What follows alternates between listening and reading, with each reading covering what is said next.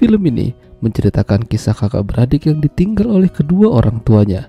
Mereka berusaha menjalani hidup sebagaimana mestinya, namun sang kakak harus ekstra hati-hati dengan adiknya yang memiliki sifat aktif yang berlebihan. Bahkan, sang kakak rela pisah dengan suaminya demi bisa menjaga sang adik. Ya, film dengan judul Lily Sometimes yang dirilis pada tahun 2010 yang lalu akan menceritakan kisah mereka. Namanya adalah Lily, seorang remaja yang bertingkah terlalu berlebihan dan memiliki sifat yang terlalu aktif. Tingkahnya itu terkadang membuat orang yang berada di dekatnya kesal. Namun, tidak dengan sang ibu. Dia sangat menyayangi Lily.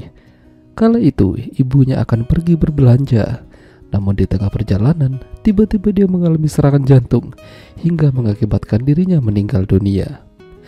Lily memiliki kakak perempuan bernama Clara. Dia dan suaminya bernama Pierre kembali dari Paris menghadiri pemakaman ibu mereka. Hidup mereka ini bisa dibilang apes. Sudah ditinggal ayahnya duluan, kini harus ditinggal oleh ibu mereka. Namun, bagi Lily, kesedihan itu hanya sementara.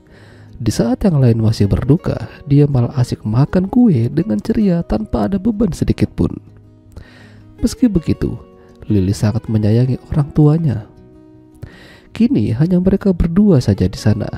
Namun Clara punya kehidupan sendiri di Paris bersama Pierre.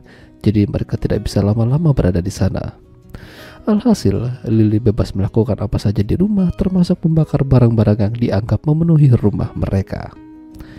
Sesekali akan datang ibu dari temannya Lily yang bernama Jonas untuk membuatkan makanan dan hal yang lain sebagainya. Lily anaknya memanglah sangat ceria, namun juga agak nyeleneh. Bahkan dia mengajak Jonas main ke rumahnya untuk diajari begituan, mumpung rumahnya sepi. Ya tentu saja Jonas agak terkejut. Suatu hari Lily diajak belanja sama ibunya Jonas ke kota. Namun Lily berbuat onar dengan salah satu orang yang ada di sana. Alhasil ibunya Jonas memanggil Clara dan Pierre untuk membicarakan masalah ini. Lily bertindak kurang waras dan tidak wajar. Dia tidak sanggup jika mengurusinya sendirian. Tentu saja ini membuat Clara jadi sedih sekaligus bimbang. Belum lagi esok harinya Clara harus mencari Lily yang kabur dari rumah. Sebenarnya bukan kabur, dia hanya ingin jalan-jalan saja. Hingga pada akhirnya diketemukan di sebuah rumah sakit oleh Clara. Clara sadar kalau hanya Lily lah satu-satunya keluarga yang ia punya. Dia sangat sayang padanya. Kalau bisa, apapun akan dia berikan untuk adiknya itu.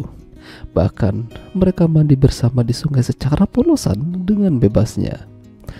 Masalahnya, Clara tidak bisa melakukan ini terus-terusan bersama adiknya. Ya, karena dia udah punya kehidupan sendiri bersama Pierre. Bahkan, kala itu aja orang tuanya Pierre datang ke sana mengunjungi mereka. Di sini, ibunya Pierre berbicara masalah rumah tangga Clara dan Pierre. Intinya, mereka tidak bisa selamanya hidup bersama dengan Lily. Mereka punya kehidupan sendiri. Mendengar itu, Clara jadi tersinggung. Itu sama saja tidak menganggap adiknya. Apalagi Lily juga tidak suka dengan mereka, terutama ibunya Pierre. Pada akhirnya, Pierre memutuskan untuk kembali duluan ke Paris karena pekerjaannya sebagai pengacara tidak bisa ditunda-tunda.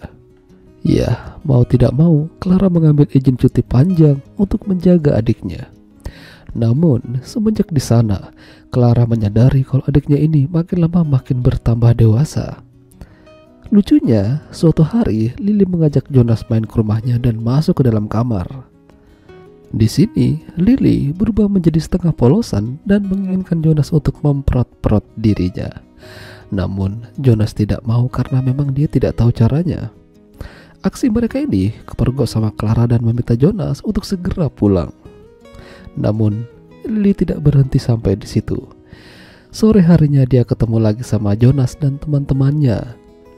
Lily diajak mereka ke markas dan ya digituin. Bahkan Lily tidak marah sedikit pun. Tak lama Clara datang dan membubarkan mereka. Kelakuan Lily ini benar-benar membuat Clara jadi pusing. Apa yang harus dia lakukan? Kenapa adiknya bertingkah seperti ini? Belum lagi masalah dengan Pierre yang memintanya untuk segera kembali padanya. Dan puncaknya terjadi konflik antara Clara dengan adiknya itu hingga membuat Lily kabur dari rumah. Clara menyesal telah memarahi adiknya. Dia baru menyadari ketidakhadiran adiknya membuat rumah menjadi sepi dan hampa. Hingga di pagi harinya Clara melihat meja makan berserakan. Itu tandanya Lily telah kembali.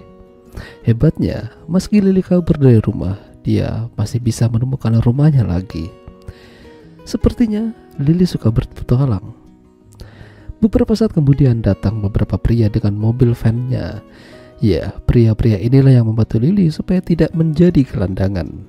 Mereka disambut dengan baik, makan bersama, dan tertawa bersama. Saking asiknya, Clara bahkan lupa mengabari Pierre. Lalu setelah itu terjadi hal yang cukup membagongkan.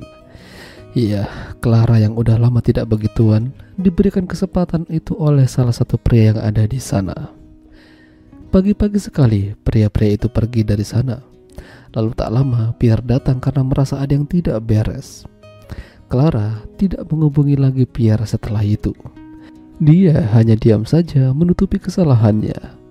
Clara dan Pierre mengajak Lily untuk jalan-jalan dan refreshing. Namun yang terjadi malah sebaliknya. Lily malah berantem dengan orang lain di sana gara-gara anjingnya mengganggu. Ini masalah bagi Pierre. Sepertinya mereka tidak bisa bersama Lily. Sampai pada akhirnya Clara memutuskan berpisah dengan Pierre yang udah tidak lagi sejalan. Ya, ini adalah pilihan mereka. Clara memutuskan akan hidup bersama adiknya berdua saja. Dia membeli mobil bekas dan menyebarkan kebaikan pada setiap orang dengan berpetualang. Ya, itulah tadi alur cerita film Sometimes Lily. Jika kalian suka dengan video ini, jangan lupa untuk tinggalkan like dan sampai jumpa lagi.